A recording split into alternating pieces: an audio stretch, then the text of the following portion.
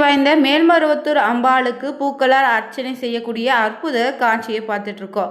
இந்த நேரத்தில் மேல்மருவத்தூர் தாயே போற்றினும் மந்திரத்தை 3 முறை மனதார நினைச்சு கொண்டு பதிவிடுங்க. எந்தவித பிரச்சனையாக இருந்தாலும் நிச்சயம் இந்த மேல்மருவத்தூர் அம்பாள் உங்களுக்கு தீர்த்து வைப்பா.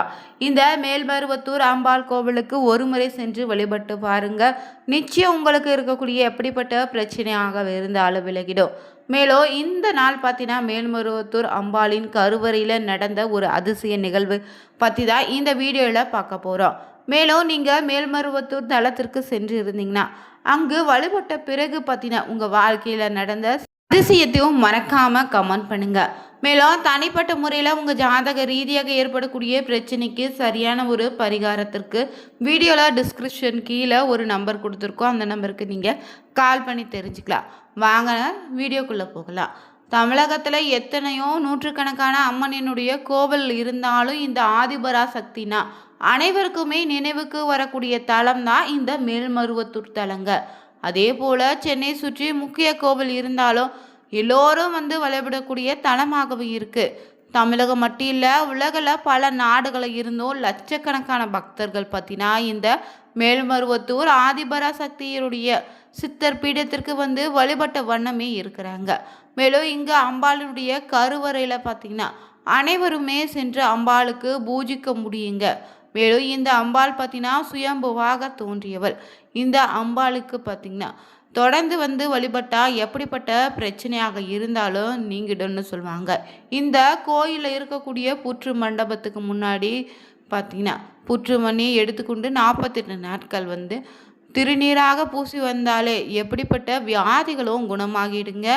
குழந்தை பேர் இல்லாதவங்க இந்த புற்றுமண்ணை பார்த்தீங்கன்னா வழிபட்டு சென்றால் நிச்சயம் குழந்தை பாக்கியம் உண்டாகுதுன்னு சொல்கிறாங்க. இங்கு அம்பாள் பார்த்திங்கன்னா ரொம்பவே சக்தி வாய்ந்த தெய்வம்.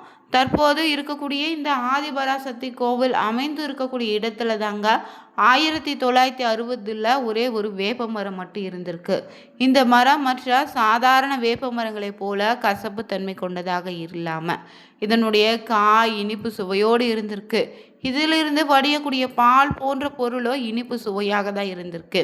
இதனால் இந்த பகுதியில் இருந்த மக்களோ இதனை கடந்து செல்லக்கூடிய நபருமே ஆச்சரியத்தோடு பார்த்து இதனை சாப்பிட்டு வந்தாங்க.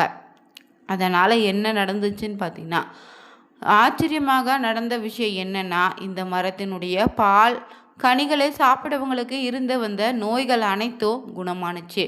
இதனால் இந்த அதிசய வேப்ப மரம் பற்றிய தகவல் மற்ற இடங்களுக்கும் பரவிருக்கு. பிறகு பார்த்திங்கன்னா 1966 தமிழகத்தில் வீசிய புயலால் இந்த வேப்ப மரமும் அடியோடு சாய்ந்துடுச்சு. இதனால் இந்த மரத்தினுடைய வேர்பகுதியில் இருந்து சுயம்புவாக கல் ஒன்று அப்போது வெளிப்பட்டுச்சு. இந்த சுயம்புவிற்கு தாங்க மேலே சூரிய குடியல் அமைத்து இந்த பகுதியில் இருந்த மக்கள் பூஜை செய்து வழிபட்டு வந்தாங்க. இதற்கு சித்தர் பீடன்னு பெயரும் வச்சாங்க. பல ஆண்டுகளாக சுயம்பு உருவம் மட்டுமே இங்கு வழிபட்டுப்பட்டு இருந்திருக்கு. பிறகுதான் 1977 நவம்பர் மாதம் பார்த்தீங்கன்னா 25ஆம் தேதி தாங்க இந்த சுயம்புவிற்கு அருகில 3 அடி உயரமான பீடத்தின் மீது அன்னை ஆதிபராசக்தியினுடைய சிலை பிரதிஷ்டை செய்தாங்க. 1000 இதழ் கொண்ட தாமரை மீது தாங்க இங்கு வலது காலை மடித்து கொண்டு இடது காலை தொங்கவிட்டு அமர்ந்த நிலையில வலது திருக்கரத்தில் தாமரை மொட்டும் இடது திருக்கரத்தில் சின்முத்திரையும் காட்டி அம்பாள் காட்சியளிக்கிறார். 1000 இதழ் கொண்ட தாமரை என்பது தியானத்தை குறிக்கும்னு சொல்லுவாங்க. அன்னையினுடைய கையில் இருக்கக்கூடிய இந்த சின்முத்திரையும் ஞானத்தை அருளக்கூடியதுங்க. அன்னையின் தலையில் ஜடாமுடிய கிரீடம் போல அமைந்திருக்கு. மேலும் இந்த கோவிலுடைய சிறப்பு என்னன்னா ஒரே தாய் ஒரே மனித குலம் என உணர்த்தும் விதத்தில் மனிதர்கள் அனைவருமே சமம்னு தாயாக இருக்கக்கூடியவள் தான் அன்னை ஆதிபராசக்தி மட்டுமேங்க. அதனால் கருவறைக்குள்ளே சென்று அன்னைக்கு பூஜை செய்ய வழிபாடுகள் மேற்கொள்ள பெண்கள் செய்யலான முறையை இங்கு பங்காரு அடிகளார் ஏற்படுத்தியிருக்காரு. அன்னை ஆதிபராசக்தி அடிகளாரின் உருவில் பலருக்கு இங்கு அருள்வாக்கும் சொல்லியிருக்காரு. பக்தர்கள் நேரடியாக அன்னையிடம் பேச முடியும் என்பதே இங்கு சித்தர் பீடத்தின் சிறப்பாகவும் சொல்கிறாங்க. பல அற்புதங்களும் அதிசயங்களும் இந்த ஆலயத்தில் நடந்திருக்கு. இதனால தான் பக்தர்கள் பங்காரு அடிகளாரையே அம்மான்னு அழைக்க தொடங்கிட்டாங்க. மேலும் இங்கு ஆதிபராசக்தி சித்தருடைய பீடத்தின் நுழைவு வாயிலே ஓம் சக்தின்னு மந்திரமோ திரிசூலமோ அமைக்கப்பட்டிருக்கு. இங்கு வரக்கூடிய பக்தர்கள் இந்த திரிசூலத்தை 3 முறை வலம் வந்த பிறகே உள்ளே சென்று அம்மனை தரிசிக்கிறாங்க. மற்ற கோவில்களை இருப்பது போன்று இங்கு கோவில்ல நவ கிரகங்கள் எதுவும் கிடையாதுங்க. இங்கு அன்னையே அனைத்து சக்திகளின் ஆதாரமாக விளங்குவா. இங்கு நவகிரகங்கள் அனைத்தும் அன்னையை சுற்றி இருப்பதாக சொல்வதால நவகிரகங்களை தனியாக வணங்க வேண்டிய அவசியமும் கிடையாது. மேலும் இந்த கோவிலில் இருக்கக்கூடிய சிறப்பு என்னன்னா புற்று மண்டபம் தான். இங்குள்ள புற்றுல அம்மன் பார்த்தீங்கன்னா பாம்பு வடிவில் வசிப்பதாக நம்பிக்கையாக சொல்கிறாங்க. இங்கு பார்த்தீங்கன்னா மண்டபத்தில் இரவு நேரங்களில் தங்குபவங்களுக்கு மட்டும் பாம்பின் உருவல இன்று வரை அன்னை பராசக்தி காட்சி கொடுத்து வரக்கூடிய அதிசயம் நிகழ்ந்து கொண்டே இருக்குதுங்க. புற்று மண்டபத்தில் வலதுபுறம் சப்த கன்னியர் கோவில் இருக்குது.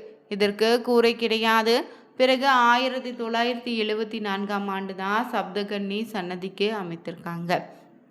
சப்த கன்னியர்கள் யாருன்னு பார்த்தீங்கன்னா இந்த ஆதிபராசக்தியினுடைய பரிவார தேவதைகளாக சொல்லக்கூடிய இவங்க மேல்மருவத்தூர் கோவிலில் வழிபாட்டிலும் முக்கிய இடம் உண்டுங்க.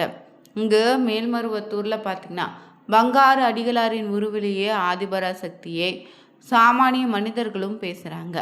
21 சித்தர்களுடைய ஜீவ சமாதிகள் ஒன்றிணைந்த இடமாக தான் இந்த மேல்மருவத்தூர் சொல்கிறாங்க.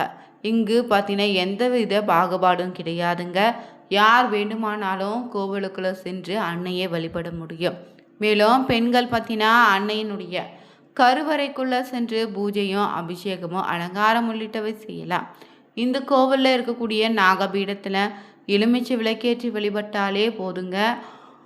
குடும்ப பலம் மேம்படும். அனைத்து பாவங்களை இருந்து விடுபட முடியும். மேலும் இங்கு அங்க பிரதட்சணம் செய்வது இந்த கோவிலில் முக்கிய வேண்டுதலாக இருக்குது. அங்க பிரதட்சணம் செய்தே வேண்டிக் கொண்டா அவங்களுக்கு அனைத்து நலன்களையும் தந்தருவா இந்த மேல்மருவத்தூர் அம்மன். இங்கே சிறப்பாக பார்த்திங்கன்னா நவராத்திரி ஆடிப்பூர நாட்களில் அங்க பிரதட்சணம் செய்து பாவ விமோச்சனம் பெறுவதற்கான சிறந்த வழிபாடு முறையாகவும் சொல்கிறாங்க. மேலும் ஆடிப்புற நாளில் பக்தர்களே தங்களுடைய கைகளில் சுயம்பு ரூபத்தில் பால் ஊற்றி அபிஷேகம் செய்வாங்க. பூஜைகள் செய்வதற்கு சாதாரண மனிதர்களும் இங்கு அனுமதிக்கப்படுவதுண்டு. தமிழ் மன்றங்களும் வேள்விகளும் கலச விளக்கு பூஜைகள் குறிப்பிட்ட கால இடைவெளியில் இங்கு நடத்துகிறாங்க. இங்கு பார்த்தீங்கன்னா உலக நன்மைக்காக யாகங்களும் நடத்தப்படுதுங்க.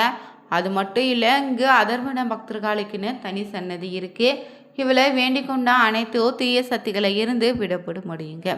இங்கு ஆதிபராசக்தியினுடைய பீடங்கள் சக்தி மன்றங்கள் பார்த்தீங்கன்னா உலகம் முழுவதுமே அமைக்கப்பட்டு அதன் மூலமே பல சமூக பணிகளும் இங்கு மேற்கொண்டு வராங்களாம். இங்கு பார்த்திங்கன்னா செயல்படக்கூடிய மன்றங்கள்னா இந்தியா, மலேசியா, இலங்கை, சிங்கப்பூர்னு 500 5000க்கு அதிகமான மன்றங்களும் செயல்பட்டு வருதுங்க நாடு முழுவதும். இங்கு மேல்மருவத்தூர் ஆதிபராசக்தி கோவிலுக்கு யார் ஒருவர் முறையாக பார்த்தீங்கன்னா விரதம் இருந்து இருமுடி கட்டி வந்து 108 முறை மந்திர ஜபமோ தியானமோ செய்து வழிபடுறாங்களோ எந்த தீய சக்தியும் நெருங்காதுன்னு சொல்கிறாங்க.